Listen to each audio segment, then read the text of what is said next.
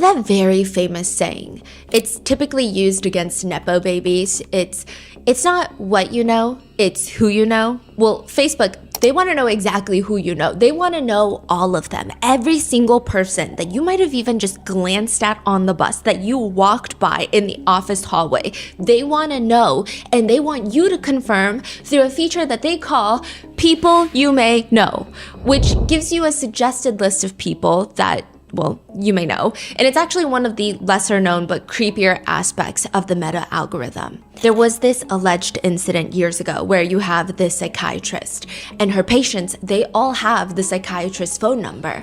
But perhaps because they all have the psychiatrist's phone number, maybe Meta thought that they're all friends or they're all 1 degree apart from one another. So Meta starts suggesting to all of her patients, the other patients as people you may know. Like people that you have run into in the therapist waiting room as people you may know. In another alleged incident, people part of an anonymous addiction group who don't share numbers with one another. They don't share phone numbers. They don't even share each other's names. They start getting people you may know suggestions, and it's just other members of this anonymous, not so anonymous group anymore, which the theory to the psychiatrist incident. Well, they have the psychiatrist number. So maybe if Meta has access to the contacts, they cross-reference and then suggest people you may know, and it's only 1 degree apart from each other. However, with the anonymous addiction group, if this really did happen, they don't know each other's names. They don't have each other's phone numbers, which makes netizens theorize, okay, maybe Meta is tracking users' locations. If you go to the same location once a week and you stay there for 45 minutes with the same phone numbers and the same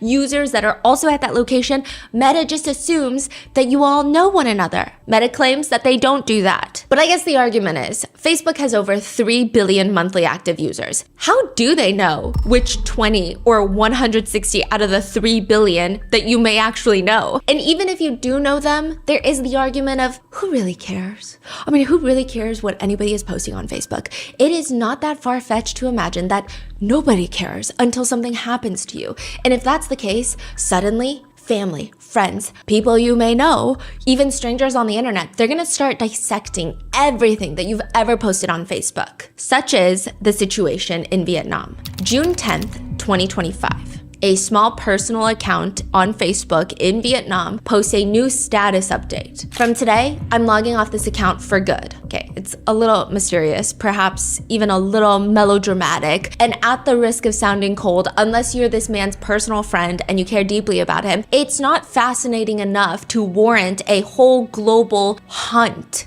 for what happened to this guy, why he's logging off of Facebook. This post in Vietnamese has been translated into various other languages, including English. This Facebook post goes viral because it'll be discovered that when this man posted this on Facebook, he had already been dead. He had been dead for 6 months. We know this because videos have been circulating of his murder online. There is this widely seen photo of this man's killer holding up his severed head to the mirror and taking a selfie. How do you post on Facebook 6 months after your own video recorded murder? Is this post going to help people find the killer? And most importantly, who the hell posted that?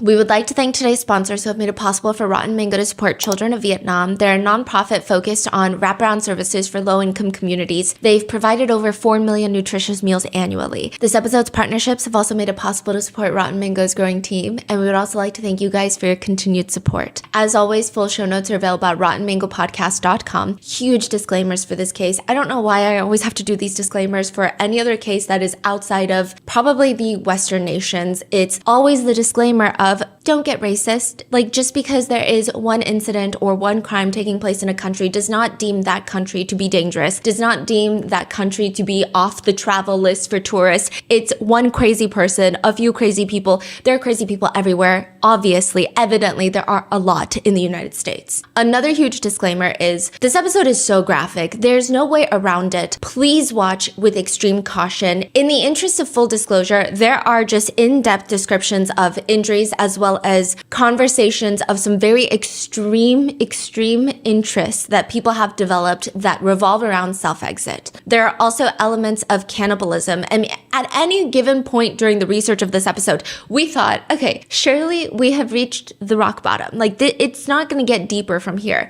Then it would just progress into more depraved activities, and then it would just progress even more. So I would just be careful. And speaking of research for this case, none of this research would have been possible without a massive online anonymous group of internet detectives. They go by Osent on Facebook and on Twitter. They have compiled a 100+ page dossier PDF document detailing every aspect of this case. That document was then translated into English, and it is a really well done investigative piece that I think is a pretty exhaustive overview of everything that has transpired thus far. And I would say they may be the only reason that this case got so much attention on a global scale, and perhaps they may be the only reason that there was an arrest made recently. Oh, arrest was made? Yeah.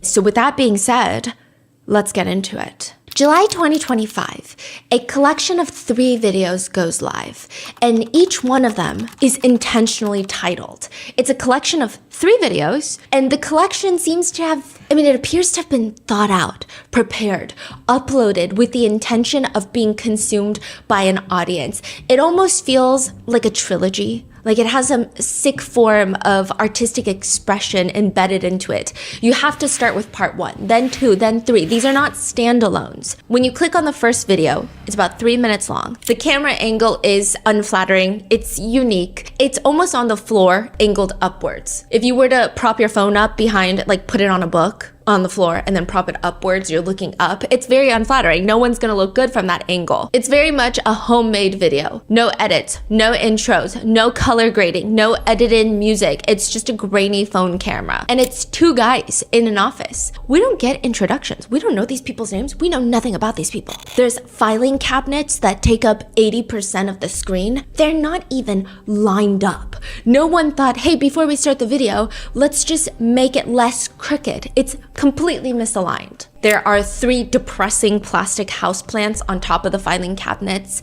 The only thing that's in view other than that is this wooden block just near the phone. So I guess it's on the ground. It's like a chopping block. And there are 2 guys standing on opposite sides of the screen. So you have a man on the left and you have a man on the right. On the left, you have a man wearing a blue-collared dress shirt and a pair of trousers. He looks like he came into work. This looks like an office, and he looks like an office worker. The only odd thing about him is the last 2 buttons on his shirt are either broken or just left unbuttoned. It looks a little messy. The shirt itself doesn't fit perfectly, so there is this weird feeling of like, is this guy's shirt? Is this a shirt that he's never worn before? Did he borrow this shirt? He looks maybe in his mid to late 30s, but the shirt is just so ill-fitting it doesn't make sense. He also looks very uncomfortable. On the right, you have a man wearing a dark athletic tracksuit with 3 neon yellow stripes running down the sides. So it looks like an Adidas tracksuit. The most notable thing about him, though, is that he's wearing an anonymous mask. The money heist mask. Mustache. Yes. Now, contrary to the other guy, the masked man's body language is very confident. He looks like he's in his element. Like he looks like he's been in this office for a lot longer. The masked man is messing around with some rope, and the office man kneels down right in front of the camera, in front of the wooden block. So he's facing the camera, facing the wooden block. And the masked man walks behind him, fussing with this rope. And it looks like he's tying the rope around the office man's ankles, and the office man is just letting this happen. He's not fighting back. He does look nervous, but he's not saying no, stop. He's not even trying to move away. He's just letting himself get tied up. He doesn't look like this is surprising. Like no communication, no talking? Yeah, at certain points they do eventually start communicating in Vietnamese. It seems like they're just giving each other instructions.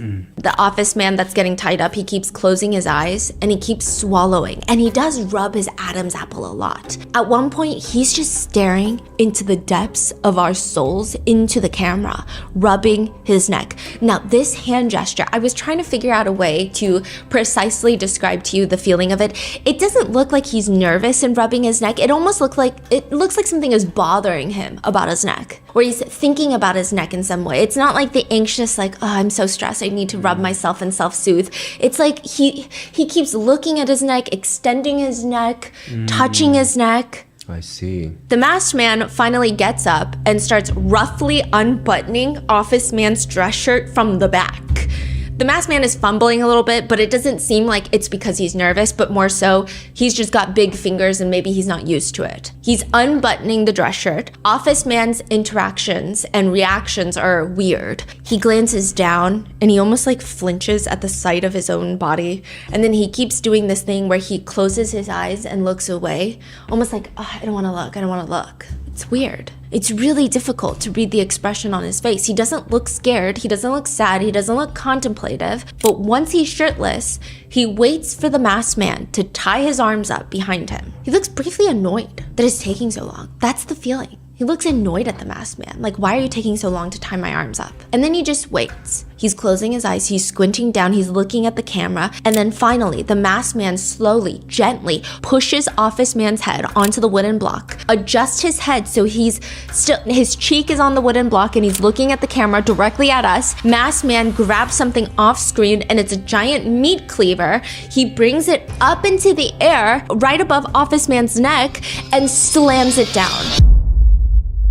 And stops right before it makes contact. And then right, left, he starts doing a sawing motion, but just in the air, half an inch above Office Man's neck. Then he lifts it up once more and then he brings it back down, stopping again, right before making contact. I don't know if there is like a viewfinder on the camera where Office Man can see what's going on, but he's looking towards the camera lens, almost looking at whoever is watching. He kind of closes one eye, like he's winking at us and he's like focusing, but the rest of his face, he doesn't seem to be having a good time. He doesn't look like he's enjoying this. He's just watching with this very contemplative look on his face as Masked Man over and over and over again just brings the meat cleaver up and then slams it down before making contact. He never touches him with the meat cleaver. He just does it again and again and again until finally the Office Man, still shirtless, he gets up, he's still on his knees, he lifts his head up from the chopping block. The masked man is standing right next to him, and he just leans his head against the masked man's stomach. And the masked man starts comforting him, kind of rubs. Touching his head? Yeah, kind of rubs his head, almost in like a little hug, and they embrace a little bit. And that's it. This Office Man is embracing the masked man who just 2 milliseconds ago was pretending to chop his head off. And they're kind of caressing each other, but I will say, the way they caress each other does not feel familiar. It doesn't feel like two people who are very knowledgeable about each other's bodies, who have intimately been together. It just feels slightly awkward, which perhaps makes this entire situation even more strange. And then the video ends. That is the very first video in the trilogy. And it is titled Rehearsal. Rehearsal as in when you really want something to be done right, you do a practice beforehand, like a wedding rehearsal. Then what are they practicing for? The second video in the trilogy will be named The Execution. And this time, the meat cleaver will not stop before making contact. There will be no comfort, there will be no caressing because one of the two men will be dead. Which begs the question, this rehearsal video, is the Office Man being forced into filming it? Is this part of some sick murder where the victim has to practice being killed? Like how some people have to dig their own graves before they're killed? Does the masked man get off on this? Or is the victim performing a genuine practice round for his own murder? Have you ever seen something and you thought, okay, that's probably illegal? That's what I thought about most gore websites. I mean, it sure is a lot of things, but apparently illegal is not one of them, unless it crosses into the territories of involving children, terrorism, propaganda, or real life depictions of intentional homicide, like first-degree homicide. Technically, if you have a drunk driver killing someone on the street and you upload that as gore, a lot of that is going to be protected by protected speech. But if you have a knife-wielding man intentionally murdering someone, that is iffy territory. Huh. It falls into protected speech, which is why at one point there was this massive subreddit called r/watch people die, where you don't just watch someone die, you watch someone get mauled, crushed, exploded, disemboweled, and then die. and at least 500,000 people were subscribed to this subreddit. They wanted to, watch people die. They wanted to see criminal organizations skin people's faces off. So that was another weird thing. For some reason, just first-degree homicide, where you are in a room with someone, I guess decapitating them, that is considered typically illegal video. But if you were to film a terrorist organization skinning someone's face off, or like a cartel killing someone, that is typically protected speech. Wait, why is that? Nothing ever gets done about it. I guess you could argue it's political. I guess you could argue it's news. I don't know. Because you do see a lot of murder, but it's not the interpersonal murder that a lot of people think is the only way to kill someone, like a couple killing each other. It's always some sort of organization. Right. People like to see it. I mean, some people like to watch people die in explosions or being slowly crushed by a massive crane, or terrorist attacks from at least 50 different angles are on there. You can see everyone's faces pretty clearly, and it's very graphic. Nothing is censored.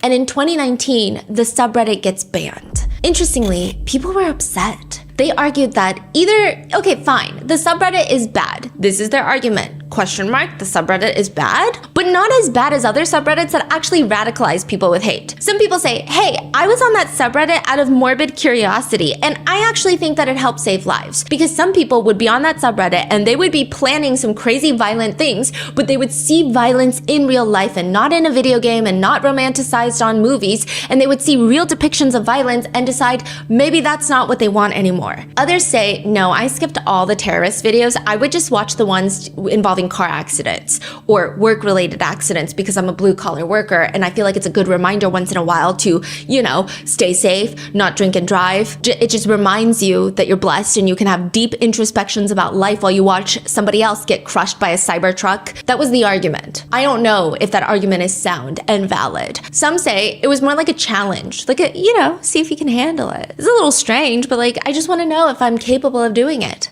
It does seem like there are levels to people who watch gore. You have the casual gore consumers, which I don't even know if you could call it that. It's probably everybody watching this video, myself included, in the sense of you see something blurred on Reddit, the accompanying post title is something graphic, and for some reason you're like, I really should not click on this, but why is it blurred? And I can see some of the shapes in the blurring, and now I feel like I need to see it. So then you quickly click unblur, and then you regret it for the rest of the week. That is the casual gore consumer.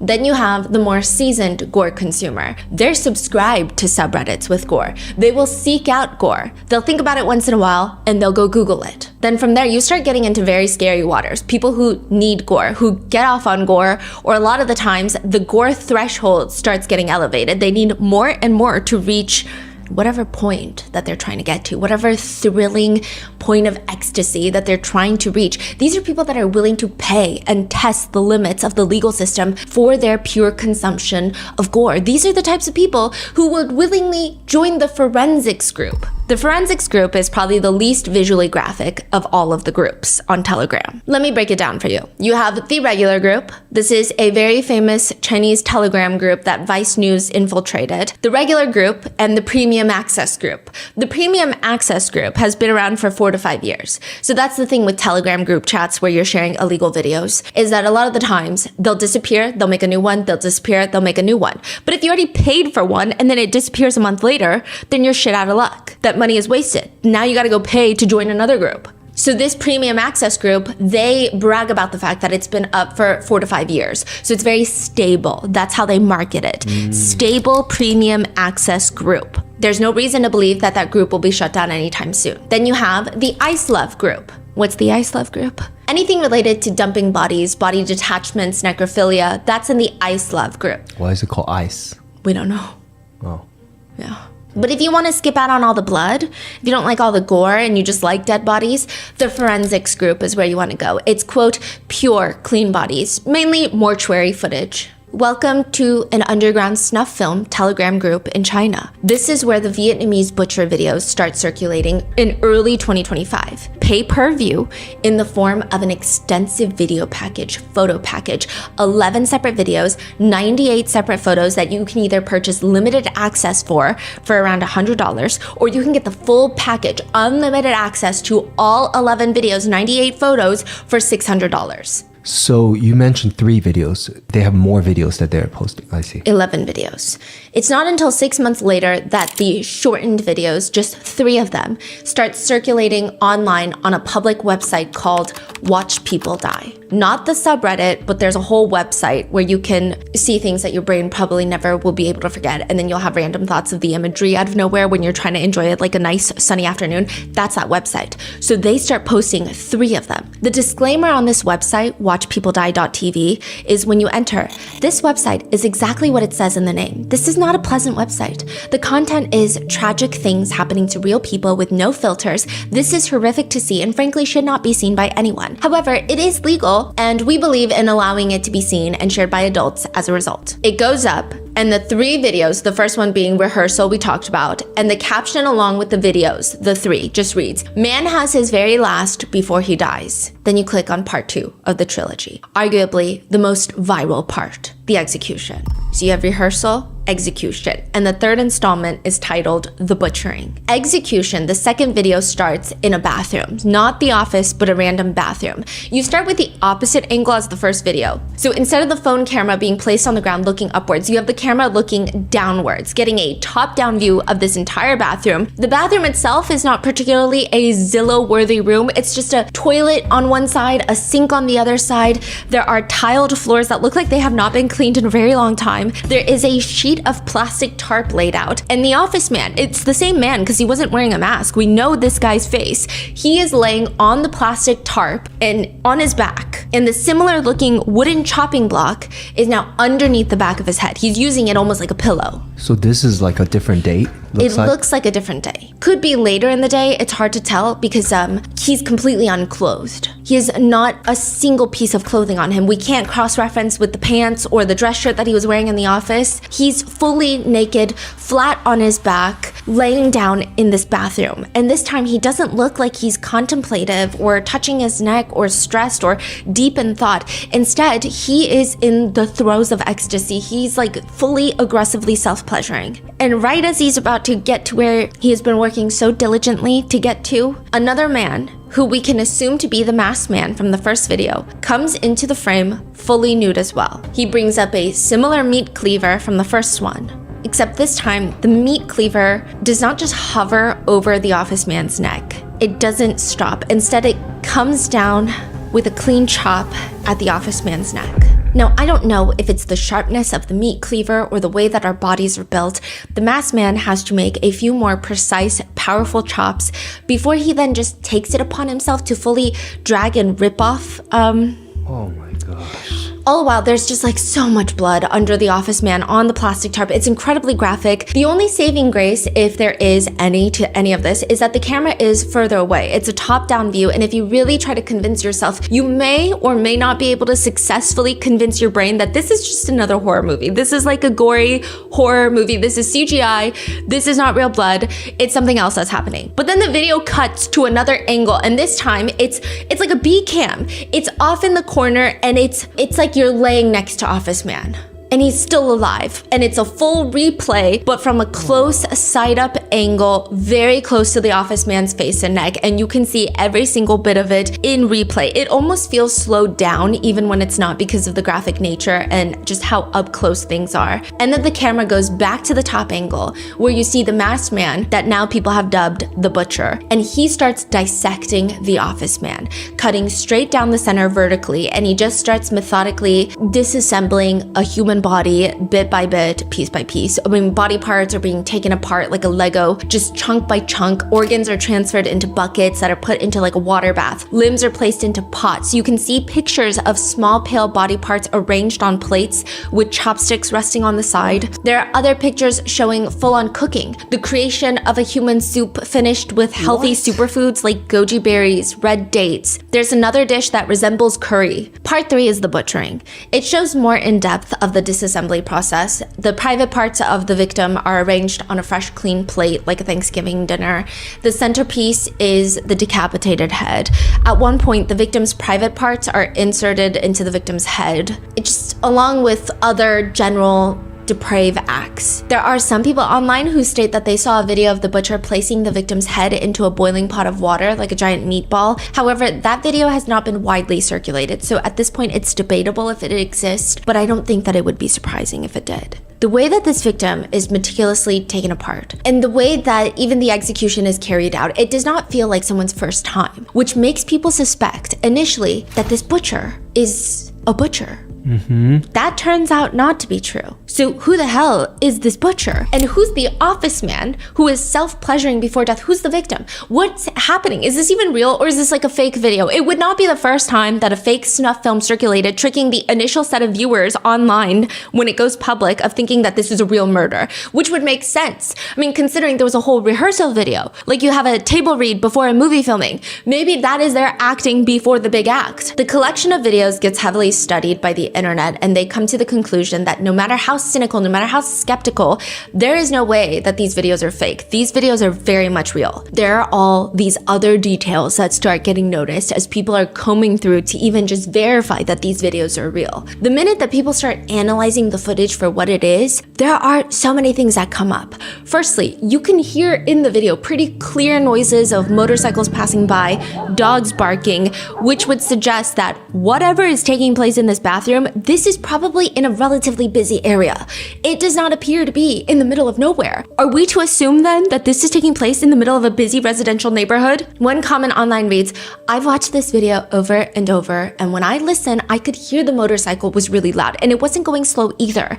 It sounded like it echoed quite a bit. I think this is someone's house." Or maybe this is, I saw someone else online say that this was a restaurant owner and this is a restaurant bathroom, which would make sense because they would have big buckets and basins and iron tables and bowls and chopsticks. So is this happening in a restaurant in a busy city area? So far, the theories are that the butcher is either a real-life butcher or a restaurant owner. A restaurant owner would also make sense because they would be proficient in disassembling chunks of meat. But that means that people are under the impression that this is not the butcher's first time butchering large quantities of meat. Then you have another group of netizens that wonder, what if it's not the butcher's first time butchering humans? What if they're not proficient at butchering large animals, but what if they're just good at butchering humans? If that's the case, how many times have they done this before? And are they the only ones doing this? Like, are there others? One of the more distinguishing physical traits of the butcher, the whole time, a lot of the times he's naked and he's wearing a face mask. So instead of the anonymous full face mask, he's wearing, one of those COVID face masks, a medical mask. And you can see a big part of his body.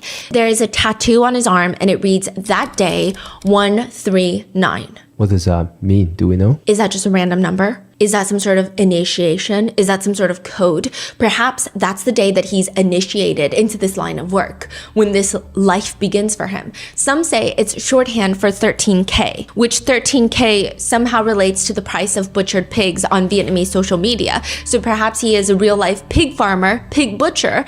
Others say this could be an identifying number for his videos. If this video has been circulating on Telegram group chats and there's an organization of people who kill people and create snuff film video content, how do you know who's the killer in each one? Because they need to get paid. So this tattoo, 139, maybe he's killer 139, 139. Because this could just be a giant snuff film ring that the internet just uncovered.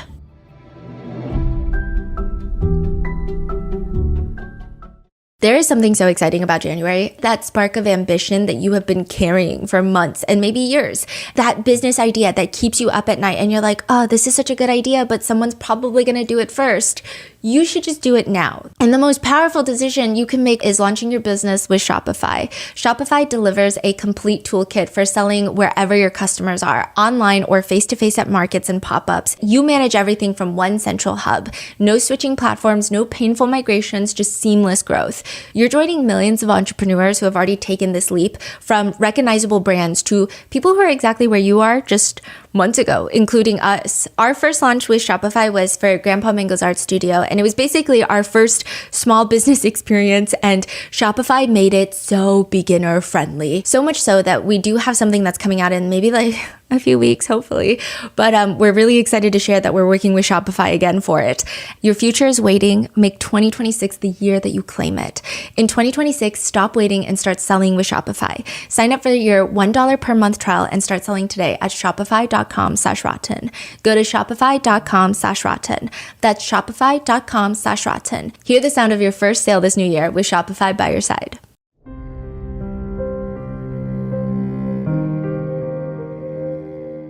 A very strong argument could be made that one of the most disturbing ways to start a book is you flip open the page and the main character is talking in depth about how she watches JFK's assassination footage over and over and watches the part where Jackie Kennedy is having the worst day of her life, scrambling to pick up the pieces of her husband, and how the main character thinks about this every day in order to reach the pinnacle of pleasure. Like, that would be a really good argument if you told me that is the worst way to start a book. I would not argue with you. That's precisely how the Japanese manga Applicant for Death starts. Main girl spends multiple pages describing how much she likes the idea of basically being murdered. At one point, another woman appears. I don't know who this woman is, but she starts rehearsing how it will be done. And the main girl reaches the point of sheer happiness that none of us could probably relate to.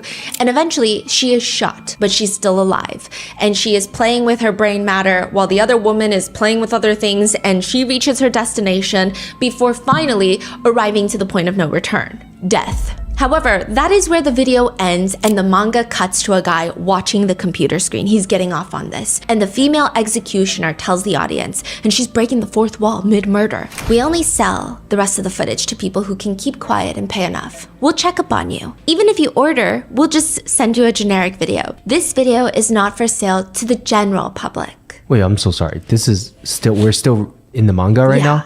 So in the manga, a guy is watching this girl doing all of this on his computer screen. And in his computer screen, they're talking to each other. Yeah. So it's okay. Wow. And the guy behind the computer screen is getting frustrated because he wants to see the rest of the video. But the female executioner continues, "Depending on the results of our investigation, we may give it to other people free of charge." She continues that the people in the video are not leaving this world because of illness or pain or debt. They're doing it for pleasure, for desire. She says, "We can give you the experience you long for. I'm waiting for your call." And the guy starts fantasizing about it. And it's somehow his sister gets involved, who they start having relations. And then eventually he calls the executioner to come and kill him. And he just, the whole setup is he wants his sister to watch him die. And he's going to have intimate relations with the female executioner. And right as he's reaching that point, his sister, who is on standby with a giant sword, is going to cut his head off. And this manga and the rules of human anatomy and the limitations of modern medicine do not apply, because once his head is cut off, he's still alive. So he's like watching his body still finish relations with this female executioner, and then his sister decides that she's going to have relations with his body, and the female executioner is now holding the sword, and then kills his sister. And so now she places the brother's head and the sister's head next to each other, apart from their bodies, and their bodies are still doing things, and the heads are making out. This is like a 40-page manga. I didn't know so much could happen in 40 pages. It started progressing into more and more alarming territory, and to my amazement, it never ceased to just stop being disturbing. This was translated into English. This was also translated into Vietnamese. And we know this because there is an online content forum that primarily focuses on posting brutal sexual content. And it had posted, "Applicant for Death."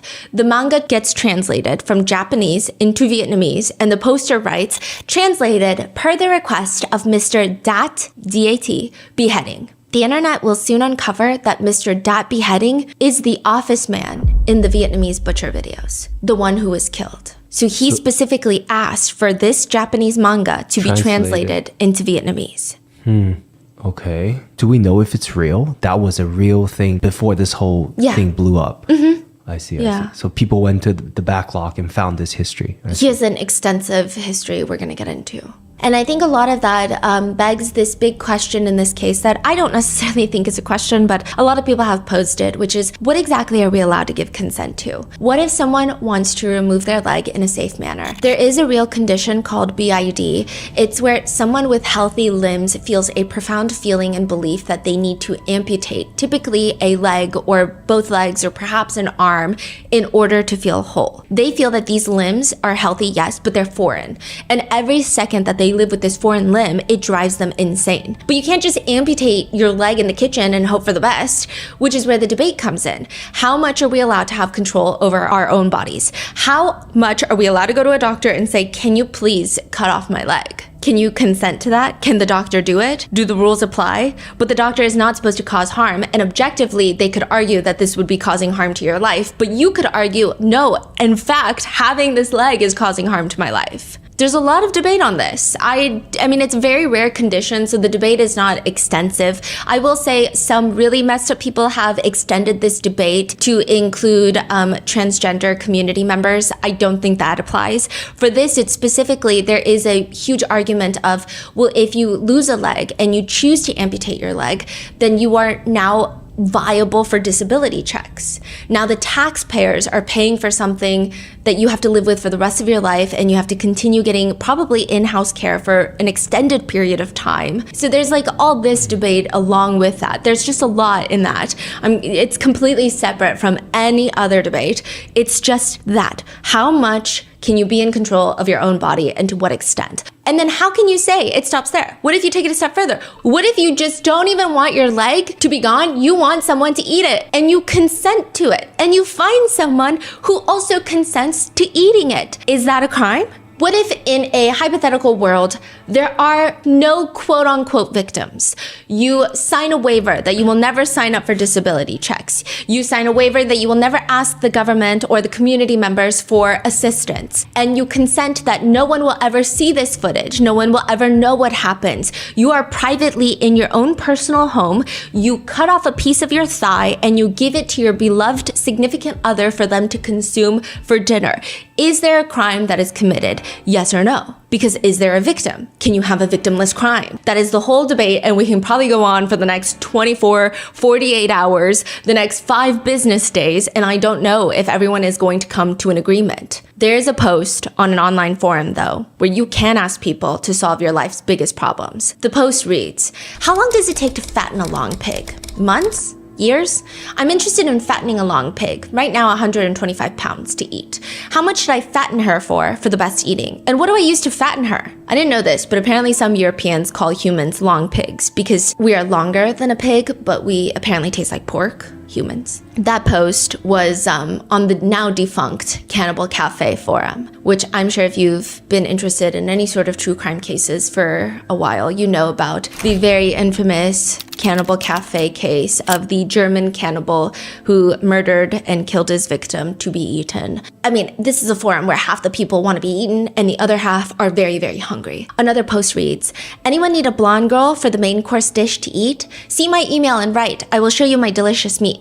Another one rants about how men just aren't cannibals anymore. The post reads, looks like these aren't real cannibals on here. The kind of cannibal that would actually go for a hunt for a female captive to capture and prepare and roast and eventually eat. Probably some male cannibal wannabes on here, but they're held down by the leashes of their wives and kids and girlfriends. The website Cannibal Cafe is now down after, like I said, the very famous German cannibal murdered and cannibalized his victim in 2001. That's where they met. But one would have to assume that this has to be a very small portion of the population that's interested in this. But it's a lot more than you would think. One post on Reddit reads, I'm a girl with cannibalism fetish. Ask me anything. The top comment is, so is it you eating other humans or being eaten by other humans or both? She responds, good question. It's primarily me eating other people. The idea of other people eating me is pretty unsettling. Or I'll oftentimes fantasize about feeding my boyfriend to other people, and occasionally it'll be me cutting off his limbs and forcing him to eat his own limbs. God damn it, he's probably gonna read all of this. On a separate Reddit thread, someone writes, I get the idea of someone wanting to eat human flesh as a specialized interest, like a fantasy, imagination. I mean, I get it. I mean, I don't get it, but I get it.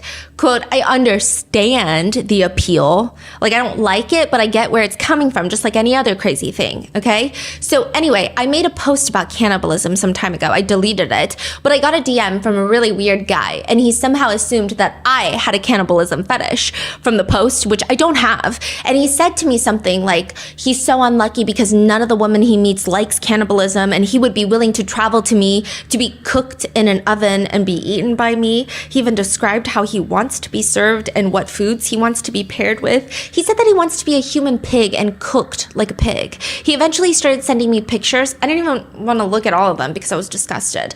Anyway, is that not fucking weird? I just don't get what could be the possible motivation or appeal of being eaten. That is a post on Reddit. One response puts it pretty simply. It's just about being predator and prey. That's it. But that doesn't stop people from looking into this Vietnamese butcher case. Like I said, the Facebook group called Osent and Cyber Investigations in Vietnam, they kickstart this entire investigation. And the only other clear indicator in these videos that made public was that it was most likely filmed in Vietnam. The language being spoken is Vietnamese between the victim and the butcher.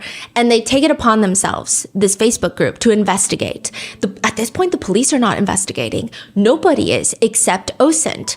And they're the ones that released this 100-page document into the whole world that's translated into English. So the first order of business is finding who the victim is. That's probably easier because somebody is gone. That means there must be others who are looking for that person, posting missing persons flyers. It's harder to find a killer. It's easier to find a missing loved one. His face is out there, right? Yeah, that's the logic. So Osent starts looking into forums in Vietnam that have to do with wanting to be consumed, wanting to be killed. Yes, they went through the missing persons thing. They didn't find him. No one was actively searching for him. So they start going into these beheading forums with extreme interest. And in one of them, they find someone that looks like the victim. And he gives his phone number. And using that phone number, they're able to find different accounts on different platforms. And one even lists his birthday as March 10th, 1989. Whoa. So now we know that this victim is 36 years old, which tracks with his appearance in the videos. And all of his accounts have some variation of the username DAT, DAT, and beheading. And out of all the websites that we've talked about in this episode, Motherless is probably one of the worst ones. You can't even link Motherless on Reddit. It's banned. It's not just a shitty place to go. There's speculation that because of the sheer amount of illegal content that was allegedly posted on there, that the FBI actually uses it as a honeypot, meaning the feds are most likely monitoring it, and anyone who visits too often and searching the very specific videos are potentially being tracked by the feds. It has been uncovered that the victim had a Motherless account where he would share a bunch of photos and videos that revolve around the themes of cannibalism and being beheaded. AI generated clips of hooded masked men tying up women and using sharp objects on them to eat them. And from there, the online detectives just continue to dig, and they find out the victim's full name is Nguyen Xuan Dat. So Dat is DAT. So it's not like in English where it's like that beheading, but instead of THAT, you use DAT. It's just part of his name. Wow. But Nguyen is what we're going to call him. Nguyen goes on to create multiple different accounts to join forums to talk about this final fantasy where he is going to be beheaded. A lot of his accounts were created back in 2019, so this is like a 6-year endeavor that he's been on. One of his accounts just read, "I love beheading. I also want to lose my head with an axe or a sword." And there's also indications that this probably was way before 2019 his interest started. There was this online group called Girls Beheading Lover, and they post in 2018, "Anybody like role-playing about beheadings? Inbox me, only girls." Nguyen responds, "Can you connect with me? Are you a male or a female?" "I'm a male, but I want to have my head beheaded by a female executioner." Nguyen responds to another post in 2022 that reads, "Is anyone in Hanoi interested in the topic of beheading? Looking to chat with someone about it. If interested, please inbox me." Another person responds to that post, "I want to die, seriously." Nguyen responds, "Are you for real? If so, please inbox me to discuss." It would not be an over-exaggeration to say that Nguyen seems obsessed with the idea of being beheaded and killed. He even requested the Applicant for Death manga to be translated into Vietnamese. I mean, this manga is very interesting because it could more or less, the fantasy that the victim ultimately settles on feels very reminiscent of this manga. Even having the head pulled and then placed to watch the rest of the body kind of mirrors the manga. By the way, you say one of the person online posted say, "I wanted to die," and he responded, "Oh, please email me."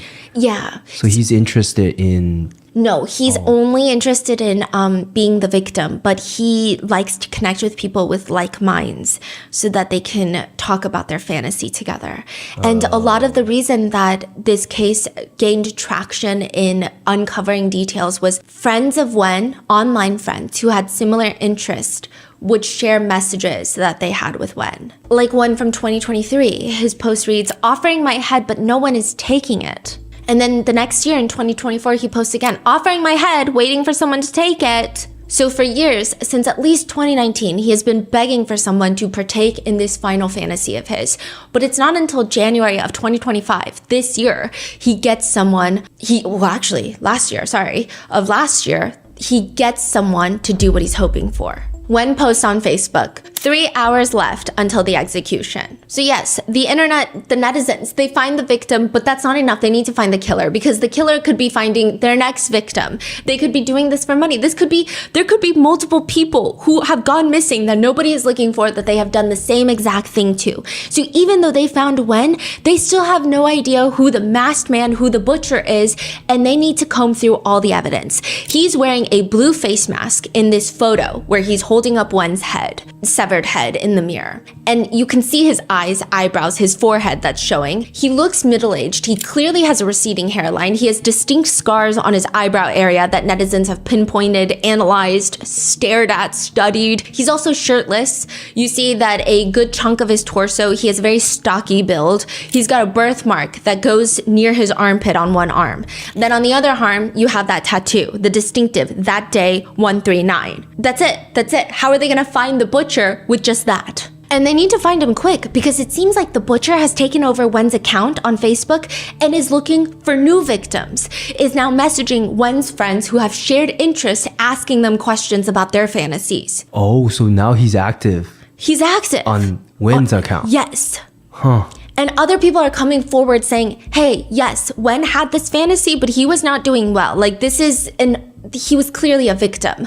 One alleged friend of Wen's, we're gonna call them friend number 1, posts a screenshot of messages that they had with Wen before his passing. And Wen is messaging, "Not only am I ugly, but I'm also full of diseases. I can't afford to live freely like a normal person. I have to depend on my parents for the rest of my life. I mean, I'm completely useless. What other choice do I have? I truly am a prisoner of my own fate.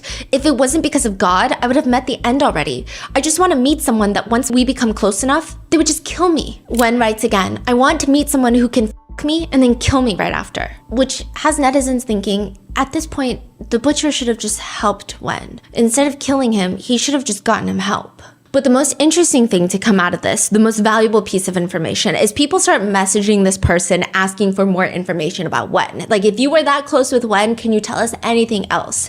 And they state, well, Wen was pretty normal.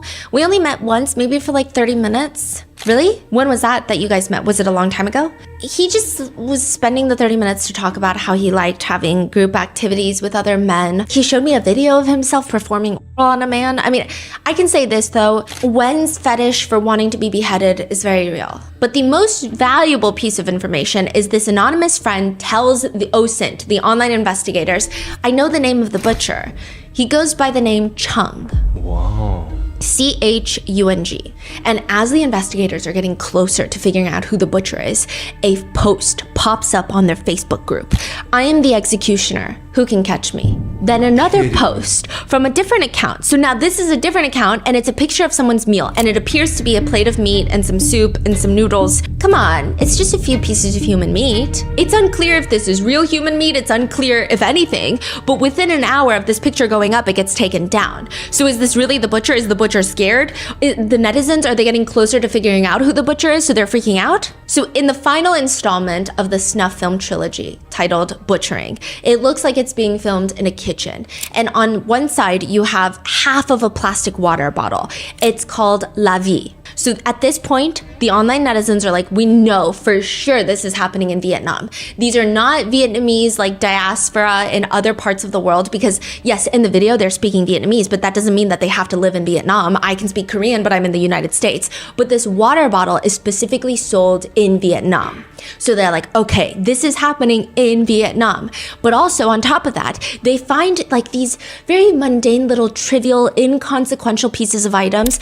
There's a bottle of dish soap. The netizens have discovered that this is really only sold in the northern area of Vietnam. How do they know this? Because the dish soap is Chinese. It's like a very cheap Chinese brand, and the northern part of Vietnam borders China. So they really only sell this in that area. Because they have Vietnamese dish soap in all the other areas. Yeah. So this is like very easy to bring across the border, or like people will go up there and buy it and then bring it back. So they're like, this is definitely only on the northern part of Vietnam. So people start pinpointing it down that way. Okay, so not only is it just Vietnam, it's on the northern part of Vietnam.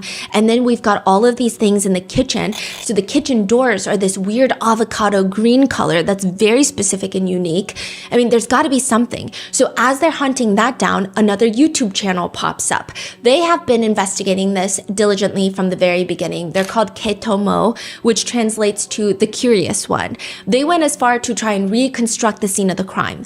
But because with the suspected homicide taking place in January of this year, with videos being circulated later in July, and then just radio silence, a lot of people thought that this was almost like an urban legend. It's just gonna go down as one of those internet things we never get the answer to. But he somehow is able to track, and he says, I think I know who the butcher is. And he posts a picture of who he believes is the butcher. So this is a picture that he got on someone's personal Facebook account, and he photoshopped a mask on and then compared it to the butchering video, and it looks like the same person.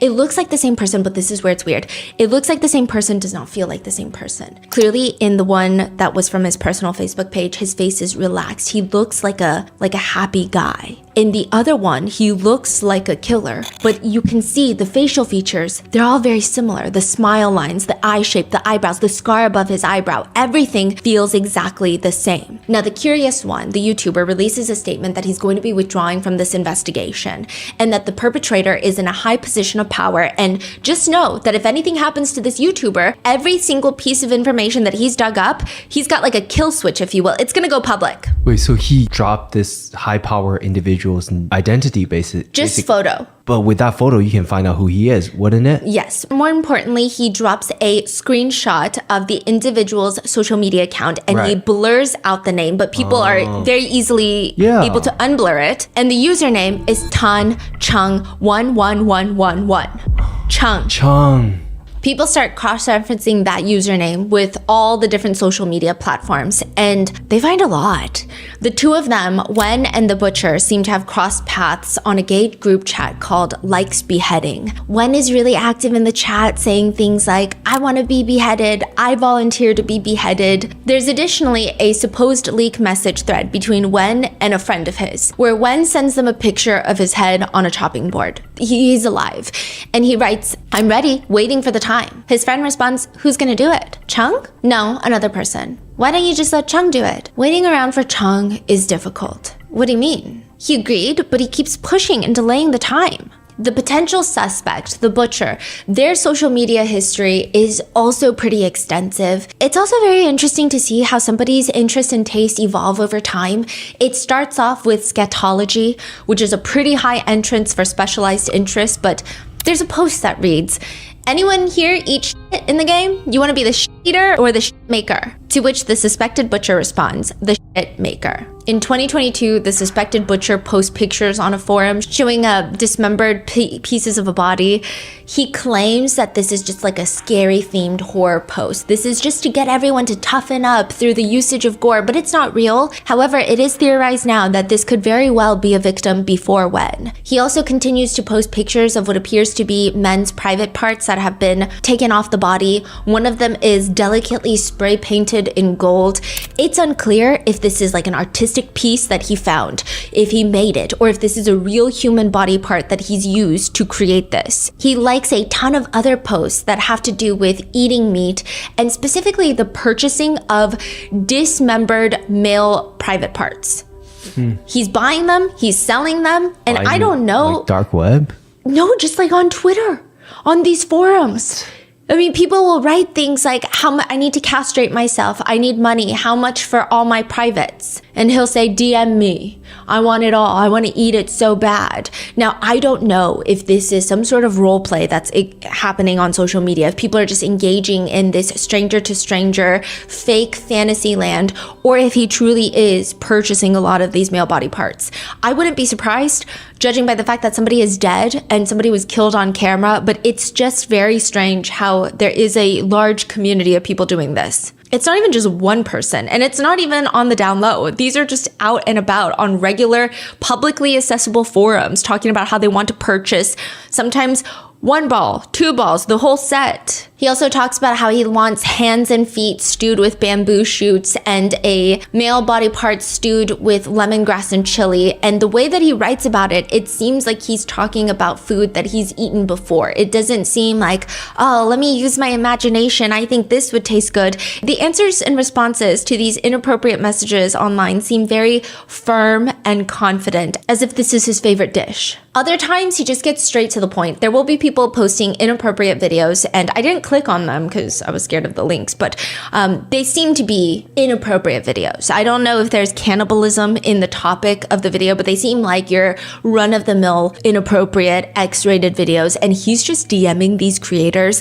I want to kill you so bad. I really want to kill you. So at this point, people start digging and digging and digging, and they find other accounts that are related to Tan Chung, and they realize that Tan Chung is a young kid, a kid in his 20s, a kid to wealthy parents. There's a picture of him sitting on a sidewalk in front of his family-owned red Mercedes, but more importantly, this kid is wearing a distinct athletic tracksuit with yellow stripes going down the sides, exactly like the one from the Rehearsal video. Wait, but in the Rehearsal video, it wasn't a young kid, was it? I mean, the whole face is covered up, but I will say that they seem a lot more stocky in the video, but maybe this young kid just edits his photos. But the frustrating part is, in the other 2 videos, the execution and the butchering, you can clearly see that this is a middle-aged man. This kid is clearly not middle-aged, so how can they be the same person? But if it's not the same person, how are there so many similarities? Someone drives by the house that Tan Chung apparently lives in, this 23-year-old, and they take pictures as they're driving by. And right outside, you see a pair of slippers outside the front door. The butcher is seen in the video wearing the exact same slippers. I mean, maybe it's a very common pair of slippers, but still, all of this is just a growing list of coincidences, but still, it doesn't answer the fact that there's no way that a 20-something-year-old is also a middle-aged man at the same time. Osent does more digging, and they notice that with every platform that Tan Chung is on, there is another account that is always closely associated. And it's not like they're always interacting, but they're always following each other on every platform. Doan Seng. They go to Doan Seng's account. This is a middle-aged man with a scar above his eyebrow and a big birthmark on his arm. Doan Seng resembles the butcher, at least to the best of netizen knowledge. So how is it that everyone originally thought that Tan Chung was the butcher? Are there 2 butchers? Is this like a whole operation with multiple people involved? If you go to Tan Chung's profile, you'll see that he was born September 13th, 2002. Everywhere else in the world, they do day, month, year. That's his dad. Yes. 13th of September would be 139. The tattoo on the butcher is that day. 23-year-old Tan Chung is not the butcher. His dad is. And his dad has been using his son's name to create online profiles to join these group chats where they fantasize about killing and eating people. It's the dad. Wow. So, but is the son a part of it? The son does not appear to be a part of it in any way. It seems like he found out after the fact. And after the fact, it seems he's on his dad's side. Whether he believes that his dad is innocent, whether he believes, well, the victim asked for it and my dad was just doing what he asked for. Why is that such a big deal? I don't know what his mentality is. But it does seem from very limited evidence on social media of him reposting like memes that he is in some support of his dad. So the dad's wearing his son's clothes? It seems like they share clothes. Huh.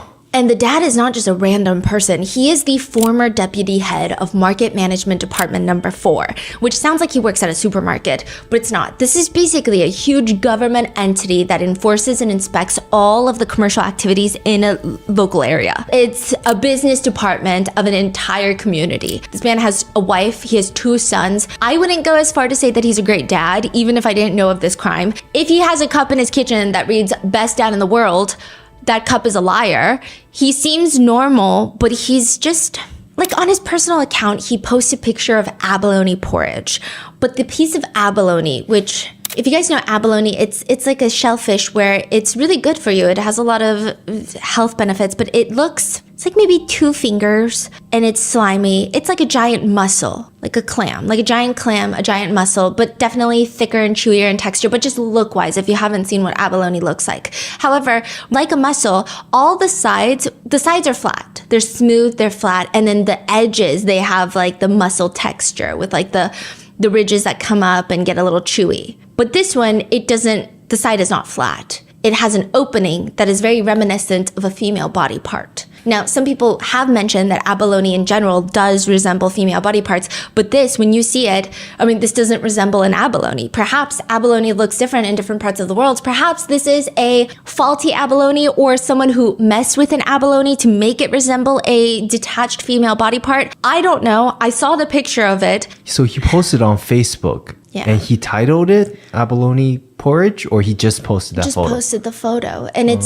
I don't know. I can't imagine that he would post it if it was a crime. But then again, I don't know. On his own personal account, he was posting the gold male private parts that looked somewhat artistic. Right. So, okay. So he's pretty blatant about this. Yes. He's also just not a family guy. He posted a whole biography of a Japanese adult actress talking about her childhood and then how she gets recruited into the industry, just everything about her. This is a dad and a man who works for the government. He's actually retired earlier last year in 2025, but it was that he was still working in January. And this is very important. Once people find out that it's the dad, they start going through all of his personal accounts, and he has a ton of those like old people videos where they're just... So far, everything you said is like real-time discovery in the last few months by the internet. Yes. The police are not investigating. Until like everything was crystal clear, the police came in. Mm-hmm. Not even was it just crystal clear. It became so crystal clear, and this man is in a government position working as the deputy head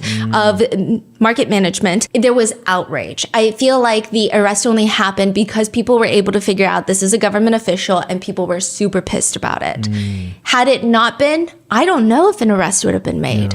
Because you were saying like when this came out, there was a lot of suppressing, right? Like nobody can even talk about it publicly. Yeah. Wow. And then I think that some people, I will say that there were a lot of ignorant non-Vietnamese people who probably added to it, which I think a lot of people were suppressed and could not talk about it. And then I think the people that did want to talk about it, a lot of Westerners would be like, this is why you can't go to Vietnam. Because, I don't know, we're dumb over here. I see. So then it just made it all worse. It's like, I don't know. Have you ever read the news in America? We're not doing so hot. Maybe we should worry about our own problems before saying stuff like that. But you get the idea. Now, the rehearsal video, it was filmed in some sort of office. And this is very important because all of this, people were able to cross-check, and they realized that all the butchering videos happened inside of government buildings, the offices in which he was working. The rehearsal video, even the misalignment of the cabinets, it's in the background of one of his own personal photos that he was filming outside of the office. The kitchen is part of a government building. The green avocado shutter doors, the kitchen tiles with the white and the blue little clover designs, that is all a government building. The bathroom is a government building. How does he have no fear of, he posts these on Facebook and then he's doing this whole operation inside? I guess he thought that these photos and videos would only circulate on Telegram, which at that point, if your coworker is on Telegram purchasing these videos, then maybe you just find a friend in the game. You don't find someone who's going to rat you out. It's impossible for him to be this ballsy if this is his first time Exactly. doing something like this. What makes it even worse is it was timed to perfection. It seems that Wen is murdered near the end of January 25th, 2025 to be exact. That would be the perfect window of opportunity because Lunar New Year is January 26th, 2025. There is a 7 to 10 day holiday in Vietnam and a lot of Asia where nobody goes into the office. The office would have been completely deserted. Wow. So with that, November 28th, an arrest is finally made. The believed butcher Do-an Sang is arrested. Authorities allegedly find bone fragments in pipes and drains, 3 teeth found under the sink. But more importantly, he just confesses. He ends up admitting to what he's done. He manages to be a victim blamer the entire way through. He states that he met Wen online, and Wen is the one that gets him wrapped up in all this dark stuff. That Wen repeatedly gets him introduced into beheadings and all of this dark interest of extreme groups, which he naturally did not want. He said he was repulsed by it, but Wen kept asking him, and finally it's Wen that convinces him to commit these atrocious acts against Wen. But after Wen, he does the very normal, common sense thing of separating the body into bones, flesh, and organs. He boils the parts to help with decomposition and odor. For the bones, he smashes them, pulverizes them, and for the flesh, he places them into 10 plastic bags and then feeds them to wild dogs, stray dogs. As for the meat cleavers that he used, he got rid of them. And he still tries to play this all off as if this is his first time and he was just convinced into doing this by Wen. Wow.